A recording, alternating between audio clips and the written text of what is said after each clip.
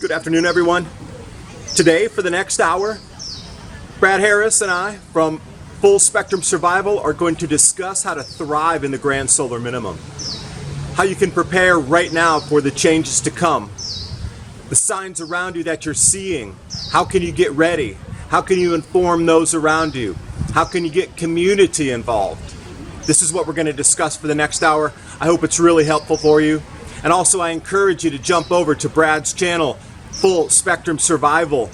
It's a plethora of information for you, for your personal knowledge, how to get ready for this, and how to just roll with these changes, and when others around you aren't prepared, how you can become the leader in that community because you have the skills. That's why I say jump over to Full Spectrum Survival. You're going to learn a lot from that channel. There's so much valuable knowledge there that we can be using over these next few years as things around us in our lives begin to change with rising food prices and the effects that go with that.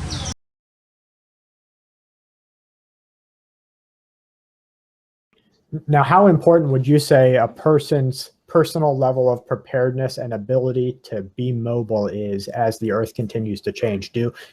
I agree that everyone should homestead when they're able to. You should grow as much as you can, learn as much as you can. Skills are so important. But when it comes down to it, if a major event is happening in your area, you need to be able to move. What are your thoughts on the future of the Earth and how people will need to migrate just for survivability?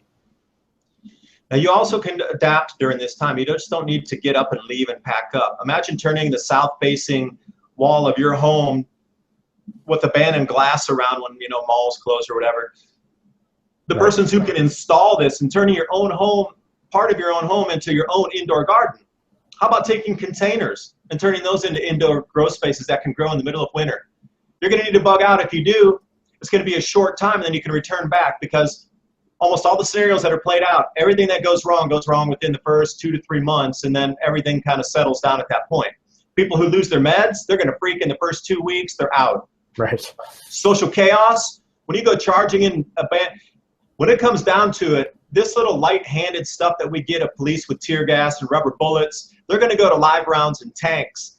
That's going to take out the next set of thugs, if you will. When it comes down, it's going to go fast, and it's going to be a short 3 to 6 week event. And if you can bug out that long enough to come back to your own place, if you're not a threat to the stability of the system at that point, you're going to be able to come back to where you were and get back and get started again. Yeah, you're going to need to get out of there for a little while. Maybe you won't be in an area. Right. It's going to be the major areas that are going to have the most difficulty are large cities. If you're out in a countryside area, nobody's going to come out there and mess with you. And if you are, you can band together as a community and get together that way. And that's why I keep coming back to my channel. We are going to need to work together as communities. Nobody's going to do this on their own. You can't grow enough food by yourself. You're going to need to work in a community setting like they did. Homesteading, rural homesteading. It could be just growing indoor gardens on an abandoned building. But whatever it is, you're going to need to work together as a community to get through this. There's no solo surviving. This is a lifestyle change. Can you think you can imagine living by yourself today, growing your own food? It's very difficult. Right. We even have other stuff to supplement it. We have good weather. So imagine when the weather turns bad and you're trying to survive on your own. You're going to need a group of people. Right. Or if social times are tough and you have to stay up all night because nighttime is a time of danger. So you're absolutely right. You need community. And that's something that we strive to give that information and hope that people really reach out outside of YouTube and discuss those things with each other. And, that's one of the most important aspects of your outreach at ADAPT 2030 is togetherness, and that there is no solo survival. And you give this information freely and to people who need to know what's happening and how that can affect their life. And I've never seen you in your dissemination of information give a stance that was, what's going on and you're not going to accept any other theories. I've always seen you as open to information. If someone has good research, you'll read it and adapt to it, or adapt it into yours. So that's something that I've always applauded with your work. And I have a quick question, and that's, I've read some white papers on universal effects that is outside of our Earth their effects on viral mutations and bacterial mutations here on our Earth. Do you have any information on how the future of the universe might affect pandemics or viruses here on Earth? I don't know. I'm just looking from the past. And again, I'm always continually learning. I try to read as many articles as I can. As I'm going through, I try to read the entire article, although I skim read through it, but I'm always continually looking for new research. Even though I don't publish it on the videos that I do, I'm always scouring, especially through history. Because when we look at these repeating cycles, there are pandemics with every single grand solar minimum. Right. And it could be ushered in from, the cosmic ray increases, the radiation in our bodies, whatever it is. There's always a pandemic that occurs with these things. That's just maybe it's a natural check and balance of our Earth system, where even, grander, larger mammals are affected as well. They find these quantum jumps in the records of fossil history where there's instant mutations across wide range of species, including plants, animals. It just seems to happen in a very short period of time. That is all external galactic cosmic ray increases and other external forces off our planet playing with, say, our chemical structure, our mitochondrial structure here on this planet.